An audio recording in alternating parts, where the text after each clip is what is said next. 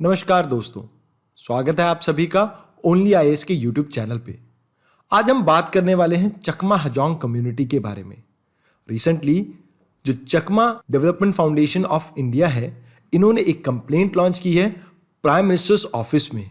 इस कंप्लेंट में इन्होंने ये कहा है कि जो चकमा है इनकी रेशियल प्रोफाइलिंग हो रही है अरुणाचल प्रदेश में, और ऐसे कुछ ऑर्डर दिए गए हैं वहाँ के डिप्टी कमिश्नर द्वारा, जहाँ पे उनका एक्सक्लूसिव सेंसस कंडक्ट हो रहा है फ्रॉम दिसंबर 11 से दिसंबर 31 तक। अब ये तो बात हुई करंट कंटेक्स्ट कि क्यों ये न्यूज़ में है।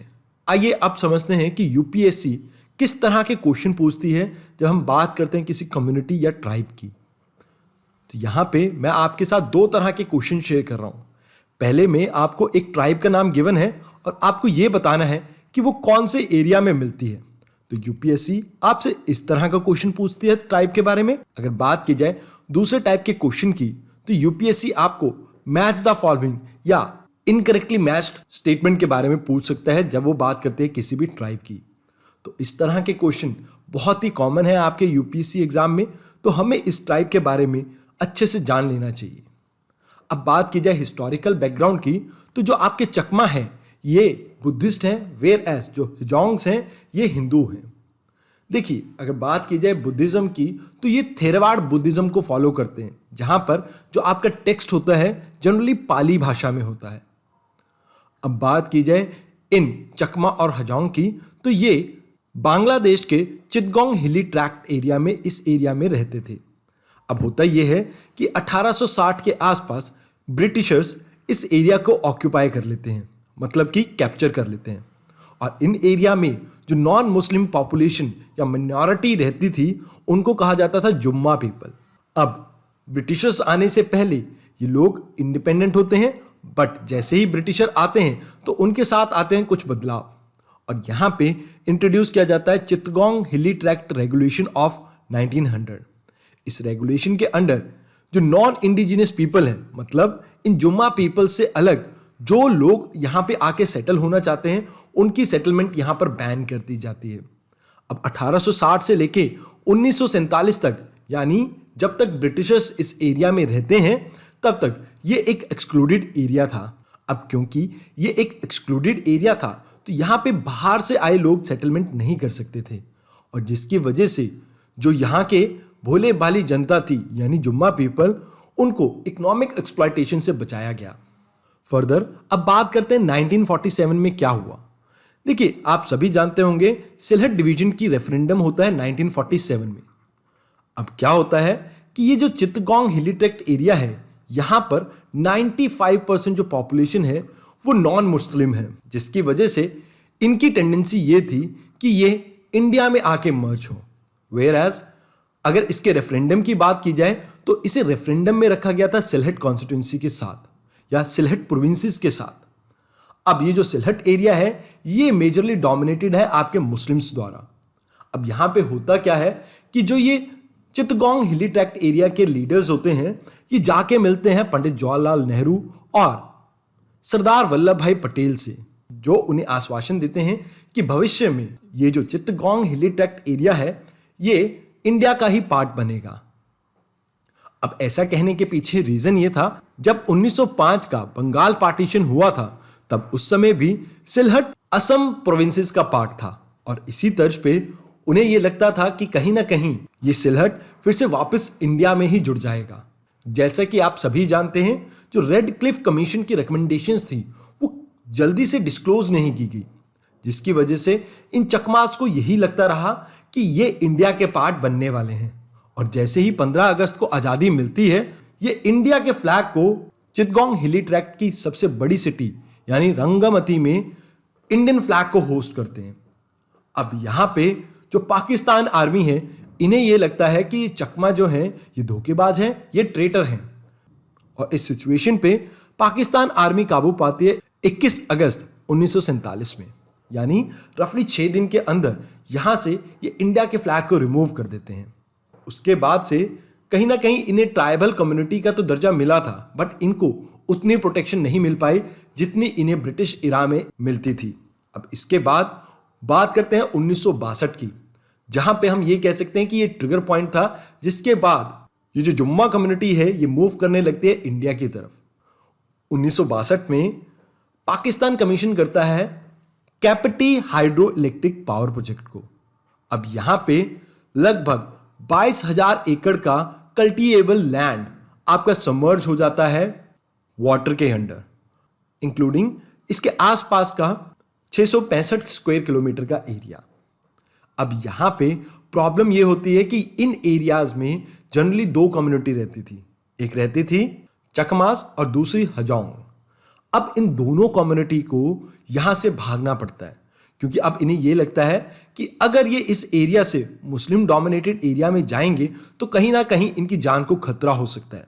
तो इसी चीज से बचने के लिए ये रुख करते हैं इंडिया की तरफ। अब ये चिटगोंग हिली ट्रैक्ट एरिया से भागना शुरू करते हैं उस टाइम के असम एरिया में, जो कि लोसाई हिल के नाम से जाना जाता था उस टाइम पे। ऑल्दो ये अब मिजोरम का पार्ट है और यहां पे जैसे ही इनकी पॉपुलेशन इंक्रीज होने लगती है तो यहां पे देखने को मिलता है इनका clash with the Mizo community, और इस वजह से इन्हें आगे चलकर गवर्नमेंट सुबनसिरी, लोहित और अरुणाचल प्रदेश के तिराप एरिया में सेटल डाउन कर देती है। यहां पे गौर फरमाने वाली बात यह है कि इनके इंडिया में सेटलमेंट के दो कारण थे। एक तो जो चकमा कम्युनिटी थी, इन्होंने अपनी जमीन खो दी बिकॉज ऑफ कैपिटी डैम, जो कि करनफुली रिवर पे बनाई गई थी बांग्लादेश में। उसके अलावा बात की जाए हिजोंग कम्युनिटी की तो इन्हें डर था प्रोसिक्यूशन का, क्योंकि वो नॉन मुस्लिम कम्युनिटी थी और ना ही वो बंगाली बोल पाते थे। तो इस वजह से ये दोनों ही कम्युनिटी इंडिया की तरफ भागती हैं। आइए अब बात करते हैं इनके करंट स्टेटस पे।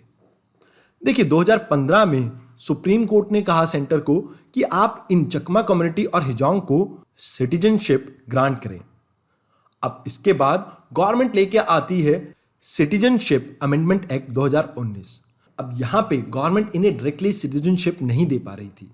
अब इसके पीछे कारण यह था कि जो आपका अरुणाचल प्रदेश है ये एक एग्जम्प्टेड स्टेट है अंडर इनर लाइन परमिट, मतलब यहां पे किसी भी आउटसाइडर को सेटल नहीं होने दिया जा सकता, क्योंकि यहां पे आने के लिए इंडियन सिटीजन को इनर लाइन परमिट लगती है, और जिसकी वजह से गवर्नमेंट डायरेक्टली इन लोगों को इस एरिया में सेटल डाउन नहीं करा सकती थी। जैसे ही सिटीजनशिप अमेंडमेंट एक्ट 2019 आता है, यहां पे हम सिटीजनशिप एक्ट 1995 को अमेंड करते हैं, और इसके बाद जो भी हिंदू, सिख, बुद्धिस्ट, जैन, पारसी और क्रिश्चियन रिलीजन की माइनॉरिटीज हैं जो near by Muslim majority countries में रहती हैं, जैसे कि पाकिस्तान, अफगानिस्तान और बांग्लादेश, अगर वो 2014 से पहले इंडिया में एंटर करते हैं और उन्हें डर है उनके धर्म के कारण उनको उस देश में खतरा है, तो उनको इंडिया की सिटीजनशिप मिल सकती है। तो इसके बाद से एक नए सेट ऑफ चैलेंजेस जनरेट होते हैं आपके north eastern part of India में, खासकर अरुणाचल प्रदेश में। जो इंडिजिनस पॉपुलेशन है अरुणाचल प्रदेश की, वो इस चीज को अपोज कर रही है।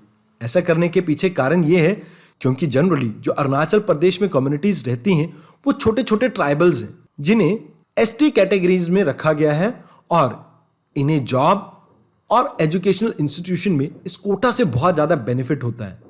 अब मान लीजिए अगर चकमा कम्युनिटी को भी इंडियन सिटीजनशिप ग्रांट होगी तो कहीं ना कहीं ये भी एसटी कैटेगरीज में आएंगे, और इसकी वजह से जो इनकी जो शेड्यूल्ड ट्राइब का कोटा है उसमें इन्हें शेयरिंग करनी पड़ेगी।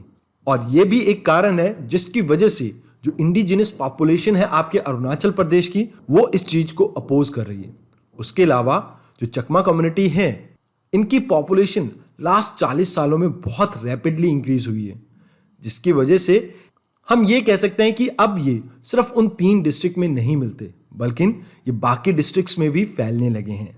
जो इंडिजिनस पॉपुलेशन है अरुणाचल प्रदेश की, उन्हें कहीं ना कहीं डर लगता है कि कहीं ये उनके कल्चरल एस्पेक्ट्स पे भी असर ना करे।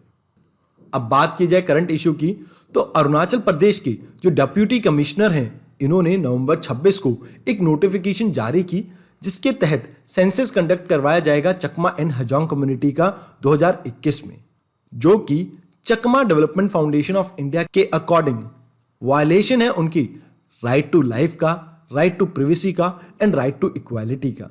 अभी इंडिया में लगभग 65,000 चकमा एंड हजोंग कम्युनिटी के लोग रहते हैं।